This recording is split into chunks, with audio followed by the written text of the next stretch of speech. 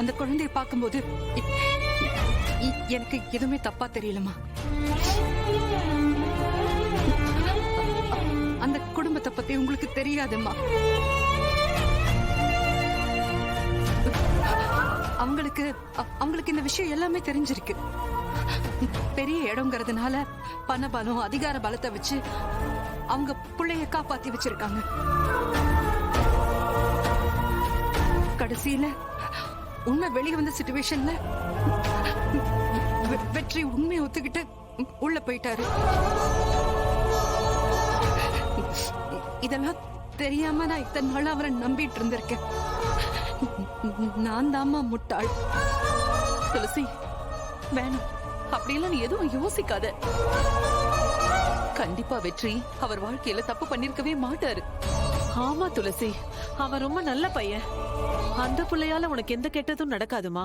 இங்க பாரு துளசி, வெற்றி உன்னை கட்டாயப்படுத்தி உன் கழுத்துல தாலி கட்டி இருந்தாலும்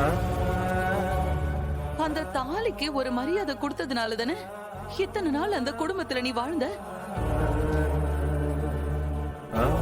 அவரோட உண்மையான குணத்தை புரிஞ்சுகிட்டு அவரை நீ ஏத்துக்கிட்டல. இப்ப மட்டும் என்ன உனக்கு?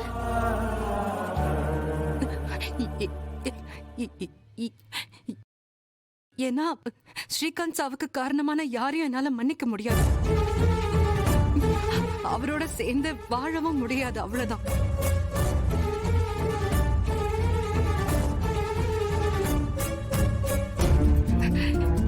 இத பத்தி யாரும் இனிமே என்கிட்ட பேசாதீங்க ப்ளீஸ். என்ன விட்டுருங்க. அக்கா துளசி, அக்கா துளசி நில்லு, பதில் சொல்லிட்டு போ. என்ன அஞ்சலி இவ இப்படி எல்லாம் சொல்லிட்டு போறா? புரிஞ்சுக்கவே முடியல இவள.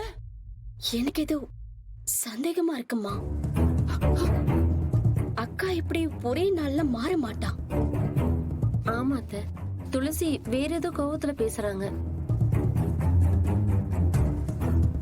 நாம தான் அத்தை எப்படியாவது அவங்கள சேர்த்து வைக்கணும். வெற்றி அண்ணனும் பாவம், துளசியும் பாவம். நாம தான் அவங்கள சேர்த்து வைக்கணும்.